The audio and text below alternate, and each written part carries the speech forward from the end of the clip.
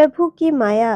एक बार नारद जी ने बड़ी उत्सुकता पूर्वक भगवान विष्णु से पूछा कि प्रभु आपकी माया क्या है, क्योंकि भूलोक पर सभी मनुष्य आपकी माया से प्रेरित होकर दुख अथवा सुख भोगते हैं, लेकिन वास्तव में आपकी माया क्या है?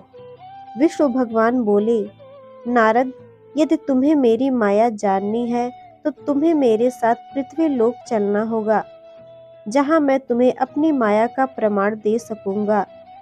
नारद को अपनी माया दिखाने के लिए भगवान विष्णु नारद को लेकर एक विशाल रेगिस्तान से पृथ्वी लोक जा रहे थे।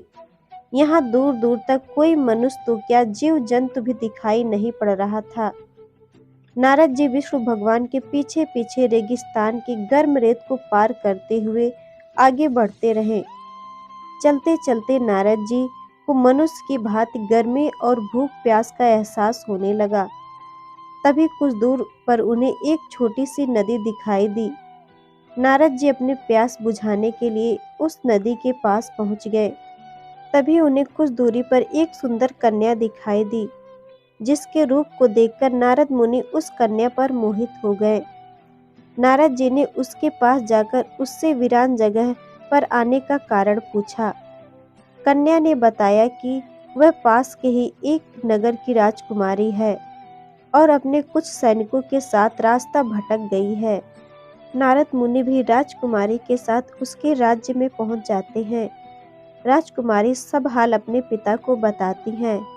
राजा प्रसन्न होकर अपनी पुत्री का विवाह नारद जी से कर देते हैं और सारा राजपाट नारद मुनि को सौंपकर स्वयं सन्यासी बन जाते हैं।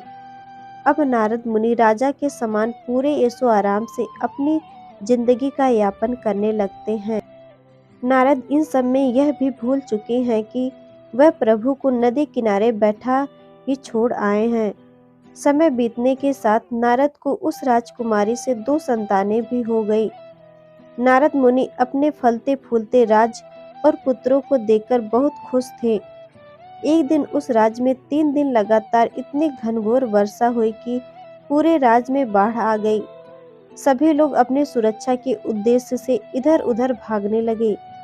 नारद भी एक नाव में अपनी पत्नी और दोनों बच्चों को लेकर सुरक्षित स्थान की खोज में चल दिए। बाढ़ इतना भयानक रूप ले चुकी थी कि राज्य से निकलते हुए नारद की पत्नी नाव से गिर गई और तेज बहाव के साथ ही बह गई। नारद शोक करते हुए जैसे तैसे राज्य से बाहर उसी नदी आ पहुँचे जहाँ नारद जी प्रभु के साथ अपनी प्यास बुझाने के लिए आए थे।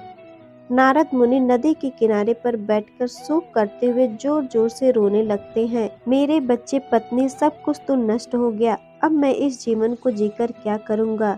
जैसे ही नारद मुनि नदी में कूदने की कोशिश करते हैं, तभी भगवान विष्णु उनका हाथ पकड़ लेते हैं और कहते हैं, ठहरो नारद, यही तो थी मेरी माया।